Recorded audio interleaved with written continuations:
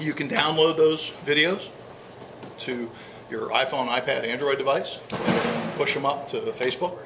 Share the experience, which is obviously big for younger shooters that are really into that kind of thing. And I say that not because I'm prejudiced, but just talking to customers. I mean, folks typically under the age of about 35 or 40 really latch on to that. Okay, guys that tend to be on, 45 and older. Okay, you're reasonably advanced in your career, more than likely. Probably have kids, don't have a lot of time to get to the range, maybe don't have a range you can practice at 300, 400 yards. Okay, all I need you to have is trigger control, and you can practice that at any distance. I can give you the solution for all those factors at those longer ranges and give you the confidence. And talking to folks, we did focus groups at NRA back in May, and that was a common theme that these guys, we said, well, what do you see in this? What do you see the value as? And these guys are telling us, I don't get to the range. I can't get to the range and practice at 300 yards. If that shot presents itself, I won't take it because I'm just not comfortable. I know where to hold. With this, I'll take that shot. It's an ethical shot. Okay, because I know I've got enough confidence in my skills that I can take that shot. On the video, it will record a still image, just a frame capture out of that video when the tag button was pressed, plus or minus a 54th of a second, right? That's how fast it's streaming the video.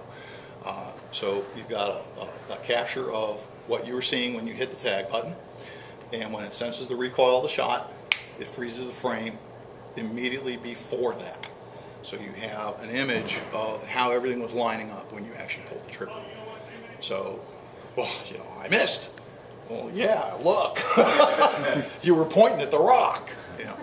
And the reticle will be ingrained in the image, or just yes. a pure image? The video and the images are of exactly what you are seeing in the heads-up display. Okay. You usually have a presentation running, and you see this heads-up display. All this information is presented. Right? Time, date, cant of the rifle, inclination of the rifle, range, ammunition type, what you have the tolerance set for before you actually show red on red that you're realigned with your tag point. That's adjustable. Is all this stuff going on. Air temperature, air pressure. I will tell you, and I've never lost this battle. You sit down, you get behind this unit, you get up, and I said, did you even see all that information? Everybody looks and goes, wow, that's a lot of clutter in there. Nobody sees it. Because when you get on it, it's all the way out, it's along the edges of that display, and you are so focused in the center, you don't even notice it.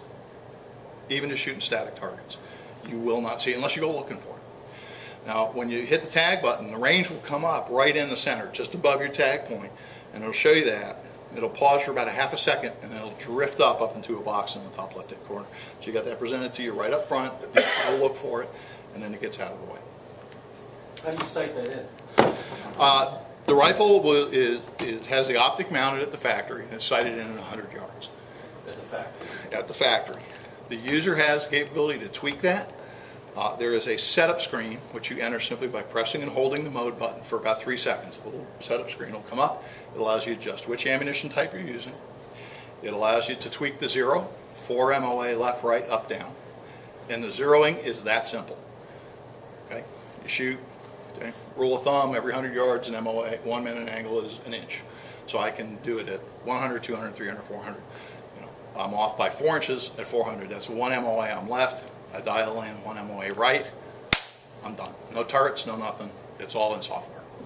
Right? Because all you're doing is telling the unit where the optic center line is relative to the bore center line. And it just simply readjusts on the display where it's showing you the solution. And there's a manual override for the temperature. So if you're shooting from a heated blind, right? So per se, that scope can only go on a Remington? We have to know the rifle it's going on, right? Because we have to know the actual velocity of the ammunition, which is a function of the barrel length. Okay. I have to know the direction and rate of twist, because I'm correcting for spin drift and Magnus effect drift. Okay. So I've got to know all that. So that defines it right now, is I have to know that much about the rifle, so at least initially. No matter, because I know people are going to ask, well, yeah. Yeah, the problem is I don't know anything about your rifle. I don't know how worn out it is, right? So I know what my ammunition should produce in that barrel length, but depending on how worn out the throat is, that's going to go down. I don't know what your twist rate is. I don't know the direction of twist. So that ballistic solution becomes a real problem for me to give you that profile to plug in here.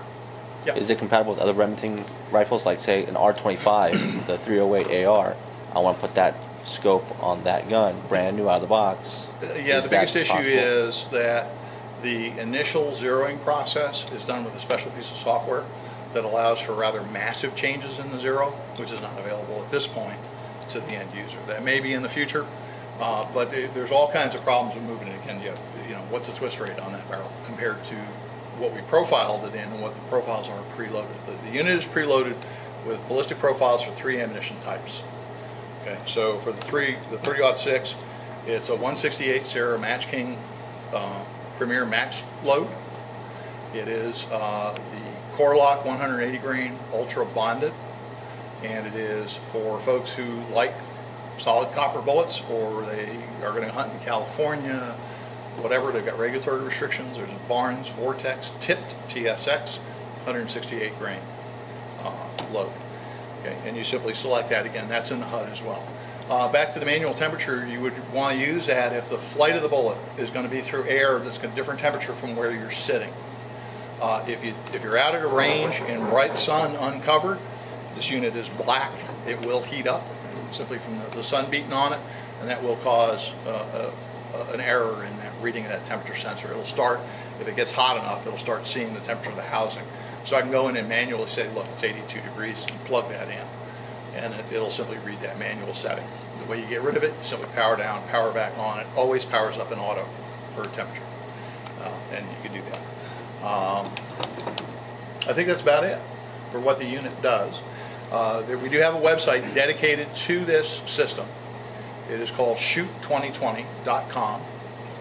Gives you a full product overview, everything I just walked you through, so if you forget later or I didn't mention it, it's on there. It's really slick. It's got a 3D of the rifle with the optic, and it, you know, rotates around, takes you through the different features.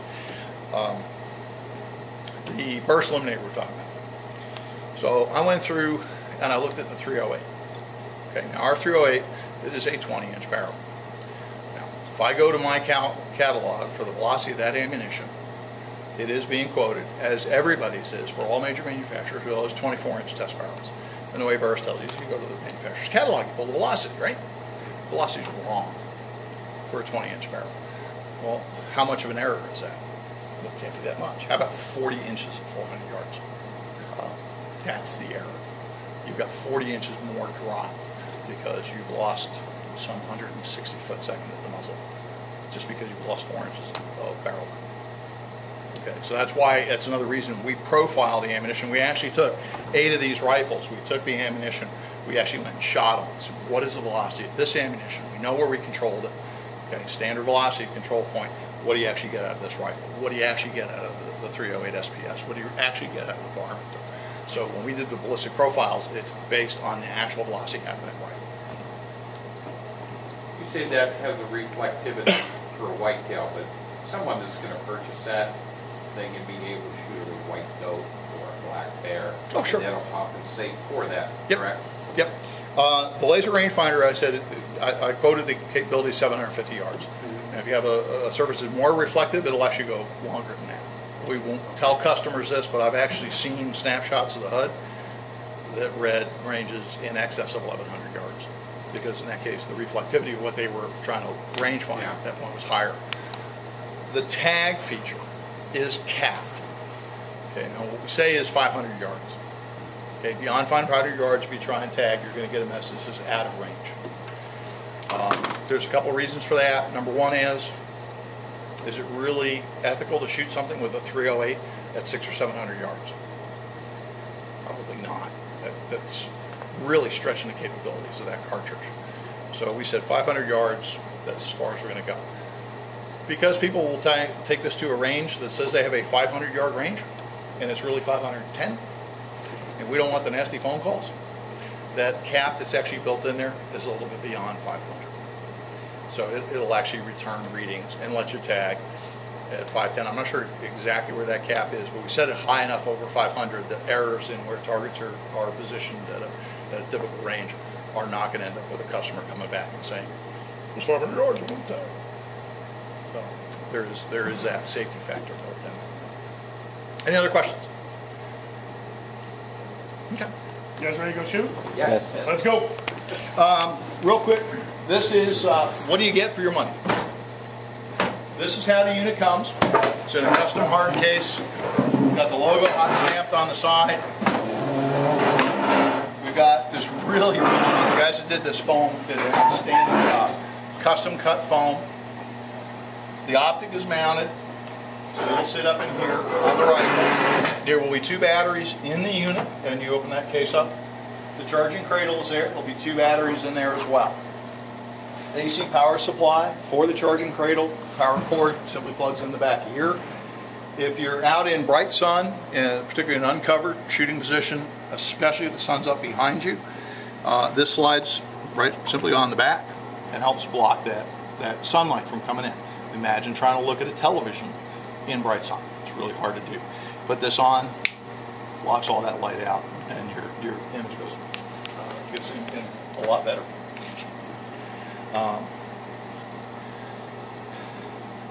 The current plan, this is an automotive charger, the current plan is that the warranty registration is going to be all electronic. You go online, you can punch in the serial numbers, all the rest of that, and register the warranty. To incentivize people to do that, if you go ahead and register your warranty, we'll send you one of these for free. Okay, it simply plugs into a cigarette lighter right into the side of the charging cradle, and you can charge on 12 volts. It does not come with a bipod, but we carry this around because it makes it easier.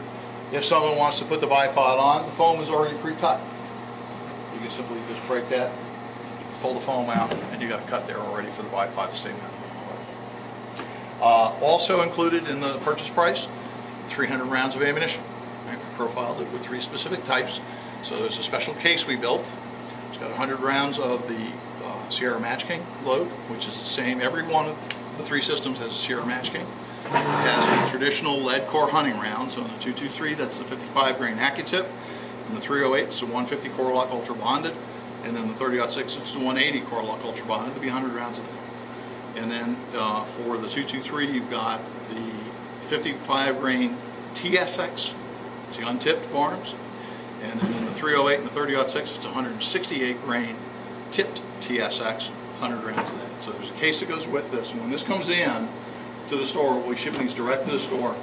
The cardboard carton that this comes in is going to have a big orange sticker on it in 1, 2, 3, 4, 5 places. We hope that's enough. That says, watch out, this is case 1 of 2. Do not sell this without the other case. And when the ammunition, which will ship in with the rifle, it's got a sticker on it that says, this is case 2 of 2. Don't put this out on the shelf. This is the retail pack, and it only sells with the rifle. So go find the rifle. So for the purchase price, you get everything you see here, plus the 300 rounds of ammunition. Ready to go out the door. They're all set. And how much? These are in the warehouse now. We're in the process now. The snag that we're trying to figure out is how to actually get them ordered within your system, because we can't ship What's gun the and ammo purchase together in the price? same box. So we're trying to figure that out with the systems and your actual order system and things like that. Yeah, They're not. Oh, okay. They're not. But that's, I mean, even just Oh, the I way see that what you the mean, way that the like one purchase one, orders are one cut. two and one. Right. The way that Okay. the purchase orders are cut is kind of how you guys see them in the system when you go to key them up and they go to ring the sale. So if we can't ship the gun and the ammo in the same box or cart, it's going to be separate. We're trying to how to figure that out. And actually, the guns are actually on order right now. We're trying to figure out how to combine the two. Question. the 308 and the 30-06 will have this R cut out and inlaid in foam. This is an actual sale unit. This is not some kind of special demo we put together. The Bushmaster obviously does not have the R in it. This will just be plain. The cutout you see here, we ship the bolt here. If the consumer decides he wants to put the bolt in the rifle when he transports it, we don't recommend it, but the bolt handle would fit in that cutout there.